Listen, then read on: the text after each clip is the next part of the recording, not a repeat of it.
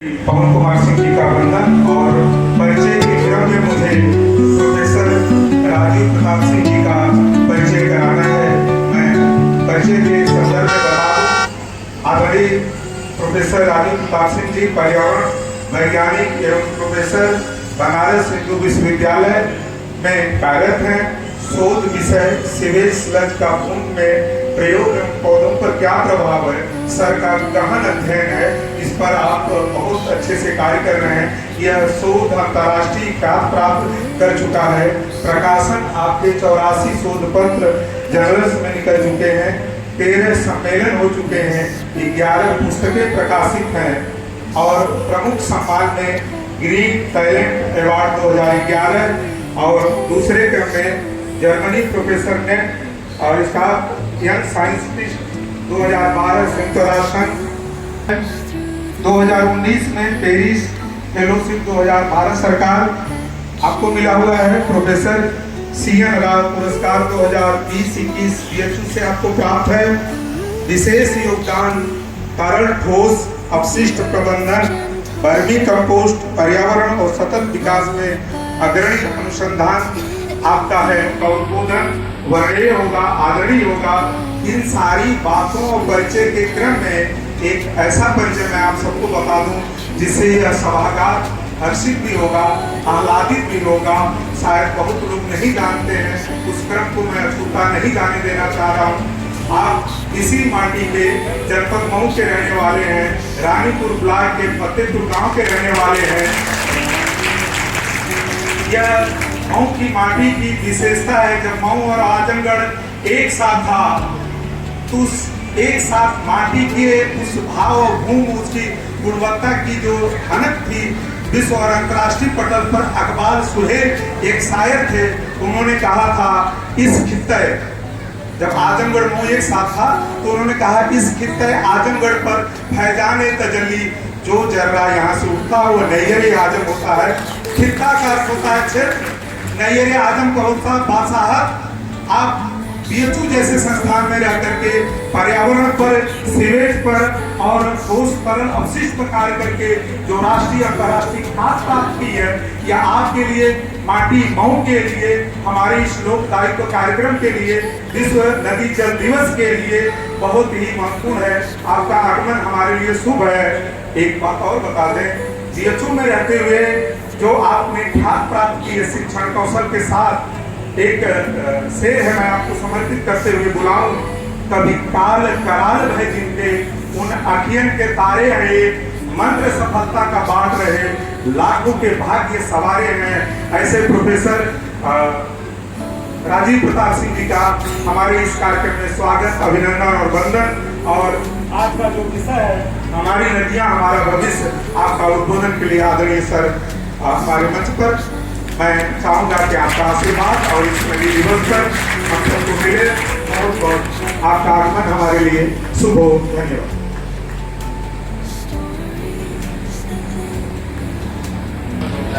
मुझे मौका देने के लिए, जैसा कि विषय है नदी,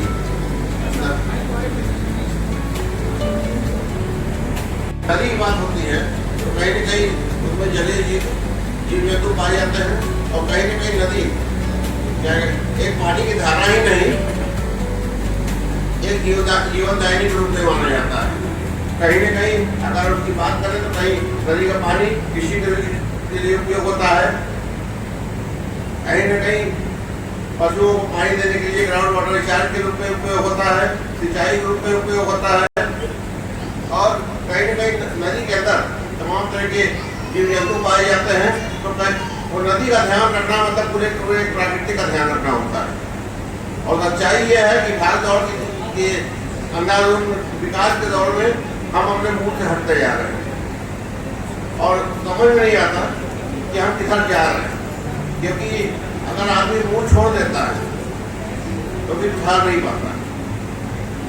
नदी का अगर मनुष्यों के लिए योगदान कहा जाए तो कहीं न कहीं पहले परिवहन के रूप में यूज होता था, कहीं न कहीं नदी का जल है, कहीं न कहीं ऊर्जा उत्पादन के रूप में होता था।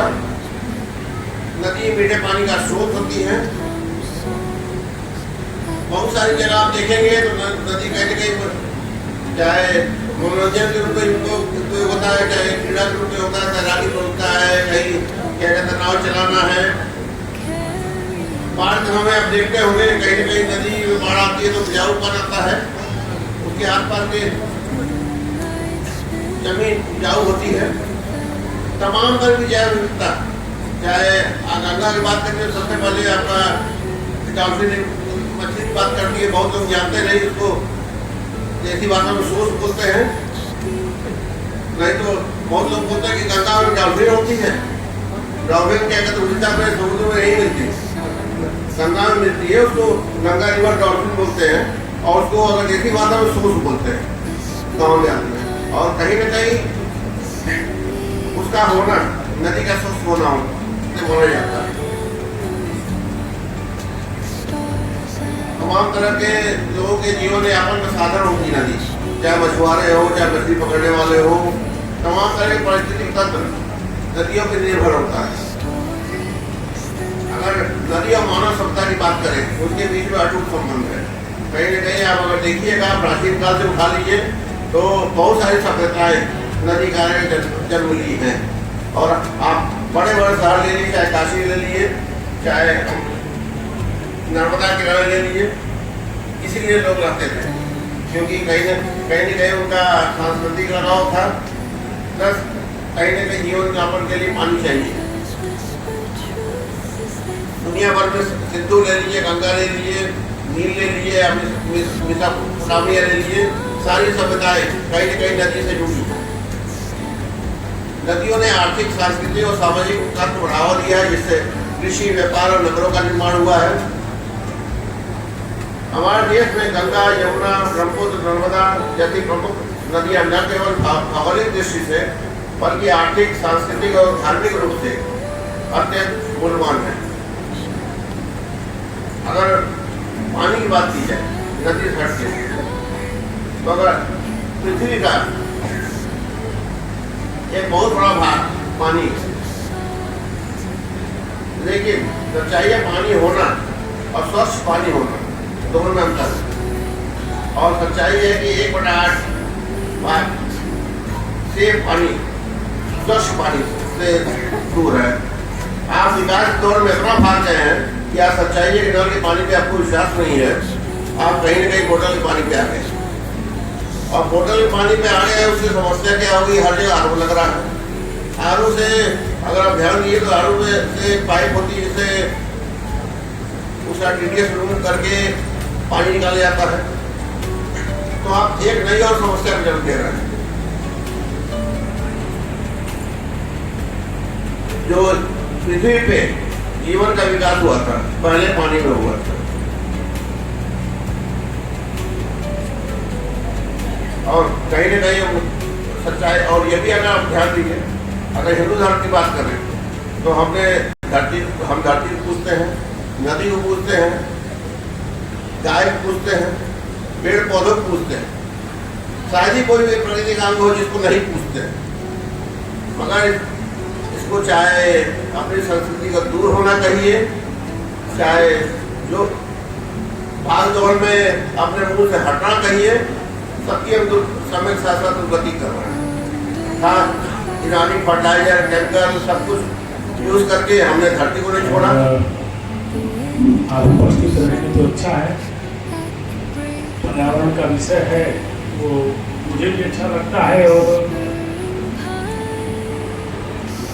मैं चाहता हूँ कि इसमें भागीदारी हो। लेकिन किस तरह की भागीदारी चाहिए, या जो आजकल मेरे मन में चल रहा है, एक बिखराव से जैसी स्थिति आ गई। इतनी चुनौतियां हैं चारों तरफ से ही, जब मैं किसी विषय पर सोचता हूँ तो लगता है इस पर अध्ययन करने की जरूरत है। जब हम लोग चर्चा में आते हैं तो लगता है काम करने की जरूरत है। और हम लोगों की स्थिति एक दृष्टांत है वो कालिदास जी जैसे,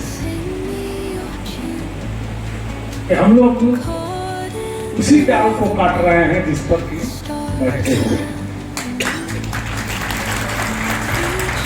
अभी एक बड़ा ही महत्वपूर्ण बिंदु आया है नैनो प्लास्टिक का, और मुझे लग रहा है कि कहीं न कहीं से प्रत्यक्ष अप्रत्यक्ष रूप से